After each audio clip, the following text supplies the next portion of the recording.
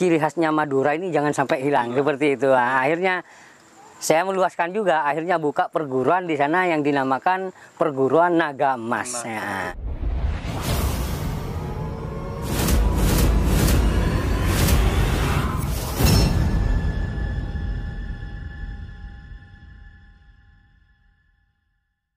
Assalamualaikum warahmatullahi wabarakatuh. Salam Baganusa, salam Caksila, dan salam seduluran untuk kita semua. Syukur alhamdulillah dulur-dulur semua ya, pada kesempatan kali ini saya bisa sowan ke salah satu sesepuhnya Pagarnusa Bangkalan. Alhamdulillah ya.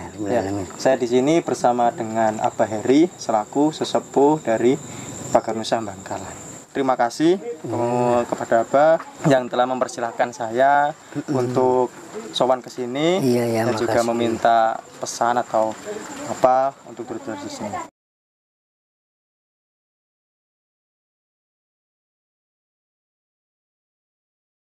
Awal mulanya saya berguru. Berguru itu dulunya kepingin saya itu jadi pencak silat nomor 1. Walaupun kecil gitu ya. Namanya keinginan. Akhirnya terus saya mencari seorang guru yang betul-betul bisa menggembleng saya seperti itu. Akhirnya masuk ke perguruan Kelabang Hitam. Kelabang Hitam.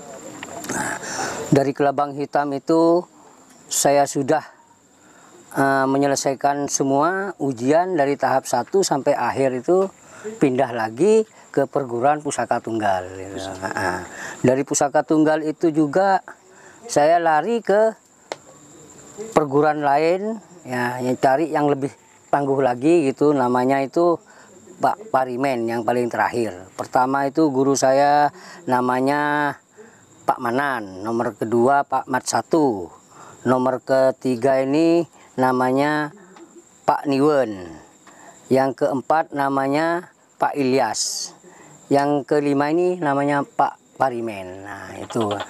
Nah dari Pak Parimen ini saya mulai merasakan bahwa bukan ilmu tok yang harus dituntut, lahir batinnya itu. Saya sampai disumpah jangan sampai digunakan untuk kejahatan, untuk menolong sesama umat Islam. Walaupun non muslim, kalau dia tidak melakukan kejahatan dibantu, tidak apa-apa, seperti itu. Itu namanya sesama makhluknya Allah Subhanahu wa taala. Soal hukumnya Allah taala yang menentukan, kan seperti itu. Akhirnya saya terus berpikir, berzikir, mengikuti arus yang dituntun oleh guru-guruku semua itu. Akhirnya saya membuka perguruan tapi belum dikasih nama. Akhirnya buyar karena anak-anak itu masih remaja semua, dangkal untuk melakukan puasa. Akhirnya takut melakukan puasanya, takut. Nah akhirnya berhenti, mundur pelan-pelan. Soalnya kunci pertamanya dari saya itu harus puasa. Harus tirakat, Boy. Nggak puasa di rumah. Jangan sampai berani ke dua orang tua, ke bapak, ibu, sampai ke guru ngajinya atau ke saudara-saudara sekelilingnya, itu harus melakukan tata keramah atau keakhlakan seperti itu. Itu ternyata tidak ada yang mampu. Akhirnya berhenti ya, saya terus berhenti juga. Saya pingin jadi petani lah istilahnya, jadi kuli bangunan. Terus suatu ketika saya diundang ke di Sesepolo itu, Gengsian. Ada acara mantenan di sana. Ada acara mantenan di sana itu namanya kakak angkat saya itu, Kak Dur itu buka perguruan juga. Tapi muridnya pada berangkat ke luar pulau semua gitu. Jadi minta saya untuk mewakili sebagai tuan rumah.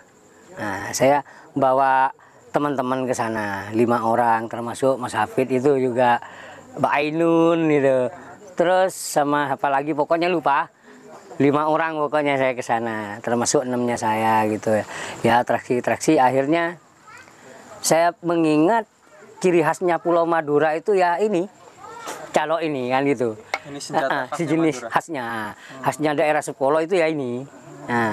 Jadinya saya pernah belajar ke perguruan Sukolilo, belajar calo ini dulu. Jadinya saya trap di situ. atrap di situ ternyata banyak yang minat. Dari daerah Sepolo itu banyak yang minat bahwa ciri khasnya Madura ini jangan sampai hilang seperti itu. Nah, akhirnya saya meluaskan juga, akhirnya buka perguruan di sana yang dinamakan Perguruan Naga Emas. Ya. Kalau dari Naga Emas itu artinya apa, Pak? Naga itu mengayomi. Naga itu kan membelit, nah, melingkar. Di saat jalan lurus kan gitu, tanpa kaki miring-miringan gitu, ke depan terus jalannya. Di saat belokan yang belok kan seperti itu.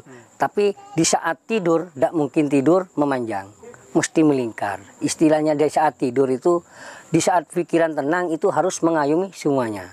Nah, itu ciri khasnya naga. Naga emas. Emas itu supaya hatinya kita itu supaya murni kayak emas itu. Nah, juga emas disenengin dari anak kecil maupun orang dewasa kan seperti itu, orang yang berderajat. Ya mudah-mudahan naga emas sampai akhir hayat saya itu berdirinya naga emas, mudah-mudahan seperti namanya.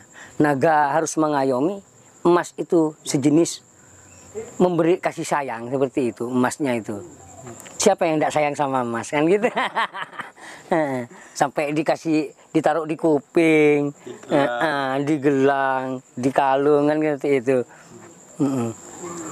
Saya sempat ditanyain sama Yai Hafaz, ada naga emas memangnya? Ada Yai, gitu. Saya kayak malu loh, ada Yai. Ada.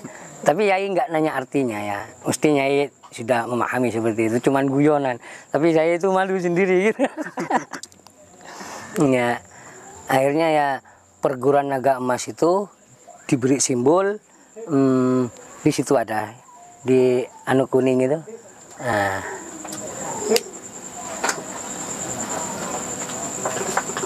Nah itu mohon maaf Mas Hafid. Nah ini. Nah ini logo dari. Iya, logonya naga emas. Tetap ada bacaan la haula wala quwata illa billah. PN. Jadi perguruan awalnya itu naga emas, terus melebur di dalam Pagar Nusa. Jadi sekarang itu namanya Pagar Nusa Naga Emas. Pagar Nusa Naga Emas itu. Pagar Nusa itu karena artinya sudah ada di situ, tak tambahin naga emas supaya tambah mengayom bagian yang di bawah, diangkat ke atas derajatnya gitu.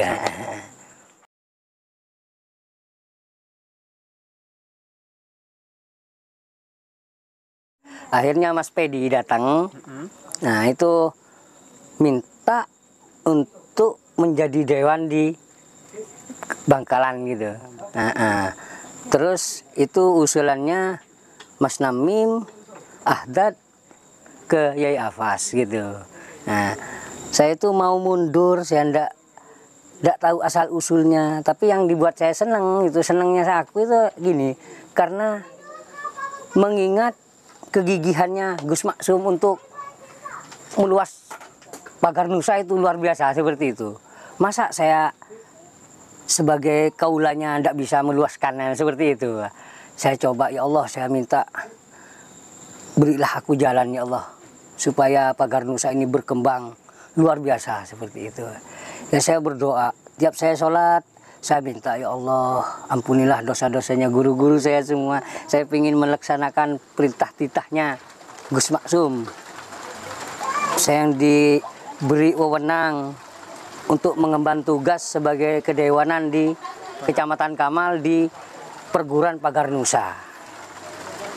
Hati saya berkecimpung, bingung, ketakutan ada, takut saya itu tidak bisa mengemban gitu. Kalau namanya tidak pernah masuk ke perguruan yang mendunia kan seperti itu. Awal mulanya ya di lokal itu. Masa saya tidak pernah belajar belas, jurusnya Pagar Nusa tidak pernah belajar belas. Masa saya harus ternyata saya nanya ke Yai Hafaz, ke Gus Hafaz itu, ya tidak apa-apa digabung, biar tidak hilang antara lokal sama Pagar Nusa itu biar bersatu. Oh ternyata inilah ilham yang datang ke saya itu untuk merajut itu, untuk semua bersatu seperti Lydia itu. berarti umat Islam ini biar bersatu, ndak pecah belah. Seperti itu. Berarti itu tadi sekilas perjalanan di bidang bela dirinya Abah Heri ini sampai mendirikan namanya Perguruan Naga Emas, dan Perguruan Naga Emas dileburkan atau bersatu dengan Pagar Nusa. Nah, ya seperti itu dulur-dulur nggih. Sekilas perjalanan dari Abah Heri ini sampai berdirinya Naga Emas dan juga masuk ke naungannya Pagar Nusa. Dan ini sangat menarik dulur-dulur ya. Saya ngelihat senjata apa namanya, Pak? Selaben. Selaben. Selaben ini khasnya Madura.